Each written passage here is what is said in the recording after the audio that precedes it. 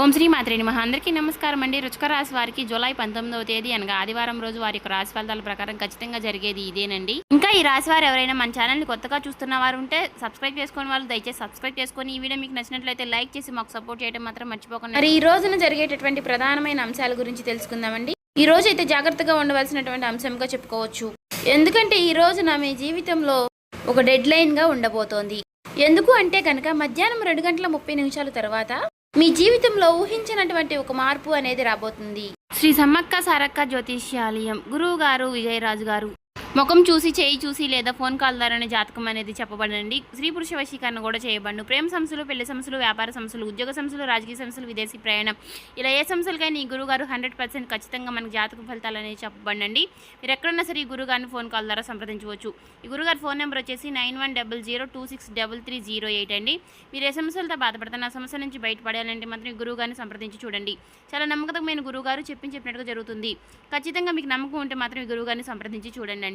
ఇక వివరాలకు వెళ్ళిపోదామండి. ఈ 3 రోజుల్లో ఈ రాశి వారికి ఖచ్చితంగా జరగబోయే విషయాల గురించి అయితే ఈ రోజు క్లారిటీగా తెలుసుకుందాం. 2:30 దాటక ముందే మీరు ఒక ఫోన్ కాల్ ద్వారా కానీ ఏదైనా సరే ఒక విధంగా ఒక వార్త అనేది వినవచ్చండి. ఒక వ్యక్తి మీ తలుపు తట్టవచ్చు. ఆ వ్యక్తి ఎవరై ఉంటారు? ఆ వ్యక్తి ద్వారా ఆ వార్త వినగానే ఒక్కసారిగా మీ గుండె జల్లుమంటుంది. ఇది ఒక షాకింగ్ న్యూస్ గా చెప్పుకోవచ్చు.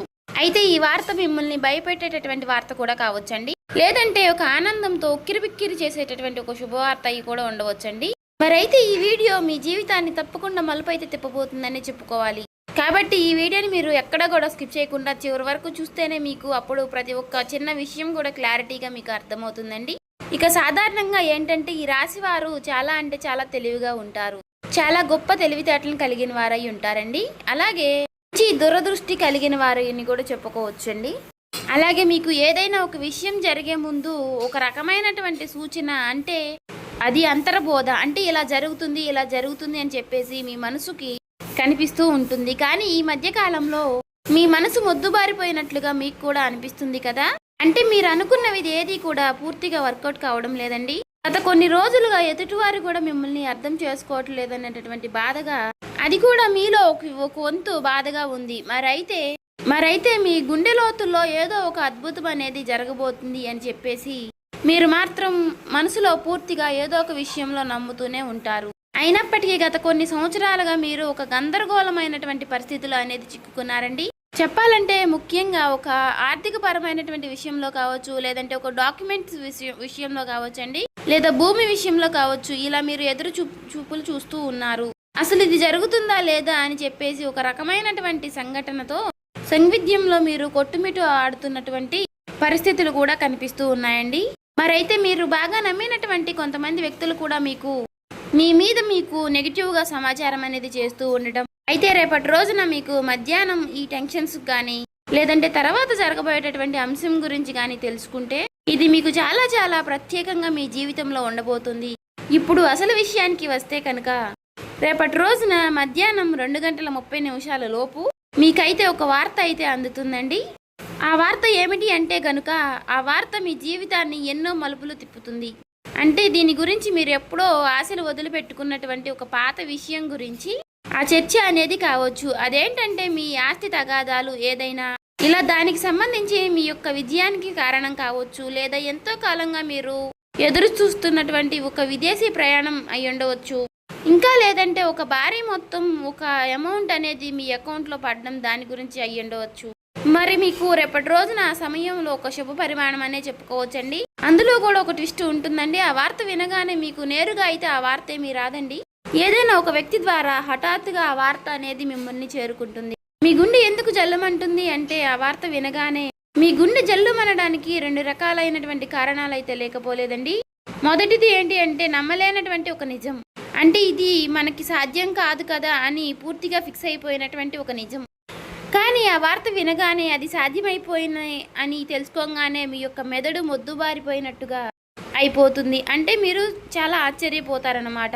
ఆ షాకింగ్ న్యూస్ వల్ల వచ్చేటటువంటి ఎమోషన్ ఏదైతే ఉందో అది మీ గుండెను కూడా తాకుతుంది. ఇక ఆ వార్తతో పాటుగా ఒక పాత వ్యక్తి పేరు కూడా మీకు రేపటి రోజున బయటకు వస్తుంది.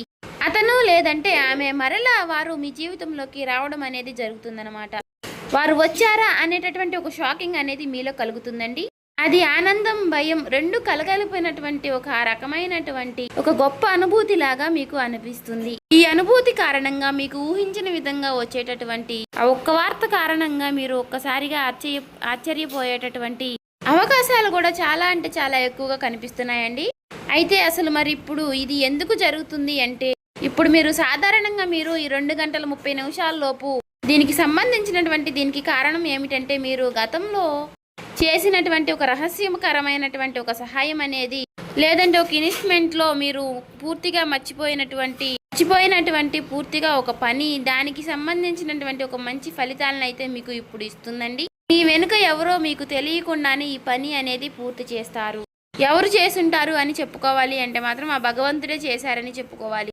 అంటే ఈ రోజున కొంతమంది వ్యక్తులు ఆ నిజాన్ని బయట పెట్టాలి అని నిర్ణయించుకుని ఉంటారు. అయితే అందుచేత వారు ఊహించని విధంగా మీకు ఈ ధనలాభం అనేది మీదే, ఈ ఆస్తి కూడా మీదే, దానికి సంబంధించినటువంటి డాక్యుమెంట్స్ కానీ ఇలాంటివి ఏవైనా సరే తీసుకువచ్చి మీకు పూర్తిగా వివరణ అనేది చేస్తారండి. వీటన్నిటిని చూసుకుంటే కొంచెం రెస్ట్ తీసుకునేటటువంటి ప్రశాంతకరమైనటువంటి రోజు అని చెప్పుకోవచ్చు.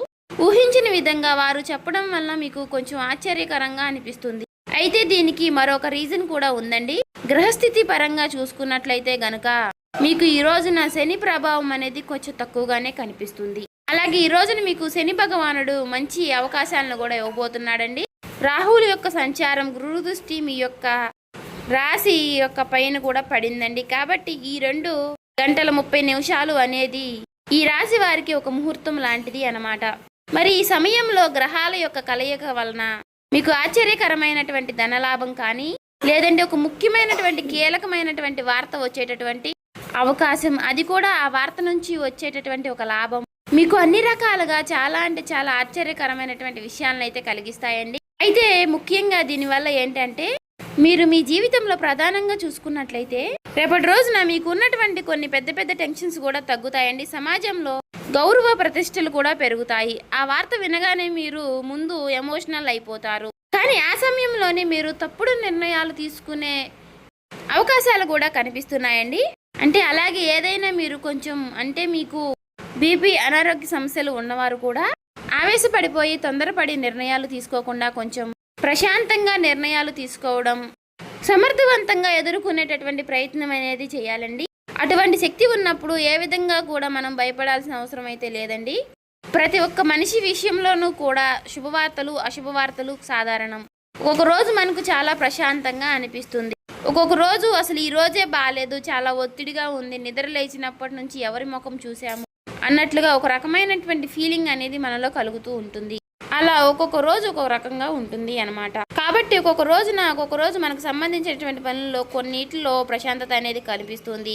అదేవిధంగా ఒక్కొక్క రోజు మనకు సంబంధించిన పనుల్లో పూర్తిగా డేలా పడిపోతామేమో అన్నట్లుగా అనిపిస్తూ ఉంటుంది. కాబట్టి ఏదైనా మన ఆలోచన విధానంలో మనం తీసుకునే నిర్ణయాలు బట్టి ఉంటుందండి. కాబట్టి ఈ రోజున ఉదయం టైంలో ఆ శివుడి యొక్క ఆరాధన చేసుకోవడం, ఓం నమః శివాయ అనే మంత్రాన్ని జపించుకుంటూ ఉండడం, వీలైతే మీరు శివాలయానికి వెళ్ళి 11 ప్రదక్షిణలు కానీ 21 ప్రదక్షిణలు కానీ చేసుకుని కాసేపు ఆ ఆలయంలో ప్రశాంతంగా కూర్చుని శివుని దర్శనం చేసుకుని మీకు వీలైనన్ని సార్లు లేదంటే 108 సార్లు కానీ ఓం నమః శివాయ అనే మంత్రాన్ని జపించడం వల్ల మీకు ఉన్నటువంటి కొన్ని నెగిటివిటీ అనేది తొలగిపోయి పాజిటివిటీ అనేది పాస్ అవుతుందండి. ఒక మాటలో చెప్పాలంటే మైండ్ అంతా కూడా మీకు కొంచెం రిలీఫ్ అనేది ఇస్తుంది. ఇది ఒక విశేషమైనటువంటి రోజుగా చెప్పుకోవచ్చు. ఇక ఈ రోజు మధ్యాహ్న సమయంలో మీరు ఎవరితో కూడా గొడవలకు కానీ తగాదలకు కానీ పోవద్దండి. ఈ రోజున మీరు నీలం రంగు దుస్తువులు ధరించడం వల్ల మీకు మరింత ప్రశాంతతను ఇస్తుందన్నమాట. అంతేకాకుండా ఈ రోజున మీకు పసుపు రంగు వస్త్రధారణ కూడా మీకు ఎంతో జయం కలిగిస్తుందండి. అలాగే ఈ రోజు మధ్యాహ్నం మీ జీవితాన్ని మార్చేసేటటువంటి ఒక ఫోన్ కాల్ అనేది మీకు వస్తుందండి. ఆ ఫోన్ కాల్ రూపంలో మీ జీవితంలో ఒక సరికొత్త వెలుగుని నింపాలని చెప్పేసి మనస్ఫూర్తిగా నేను కూడా కోరుకుంటున్నాను. ఇక ఈ రోజున మీకు తూర్పు దిక్కు ప్రయాణం అనేది ఎంతో విశేషంగా ఉంటుంది. ఇక ఎప్పుడూ కూడా మీకు వీలైనంత సహాయం మీరు ఎవరికైనా చేయడంలో మీరు ముందుంటారు. ఒకరిని ముంచాలి, ఒకరిని నష్టపెట్టాలి, ఒకరికి సమస్యలు కలిగించాలని చెప్పేసి మీరు ఎప్పుడు కూడా అనుకోరు. మీ మనసులో కూడా మీకు ఎప్పుడూ కూడా అలాంటి ఊహలు కూడా రావండి. కాబట్టి మీ మంచితనం వల్లే మీకు ఎప్పుడూ కూడా మంచి జరుగుతూ ఉంటుంది. అలా మీకు ఆగిపోయినటువంటి పనుల్లో కూడా ఒక మంచి మార్పులు కలగడానికి అది కూడా ఒక సహాయపడుతుందండి. అలాగే మనం ఎప్పుడైనా సరేనండి చేసినటువంటి మంచి పనులు మనకి ఒక్కొక్క రోజు మనకి అవే సహాయపడుతూ ఉంటాయని చెప్పుకోవచ్చు. అలా నిదర్శనమే ఈ రోజు అండి. కాబట్టి మీ జీవితంలో రాబోయేటటువంటి మీ జీవితంలో ఒక మంచి మార్పు అనేది వస్తుంది. మీరు మనస్ఫూర్తిగా మంచిగా ఈ రోజున పాజిటివ్గా ఉండండి. మీ మనసులో మీరు ఎప్పుడు ఎటువంటి నెగిటివ్ ఆలోచనలు అనేవి చేయకండి.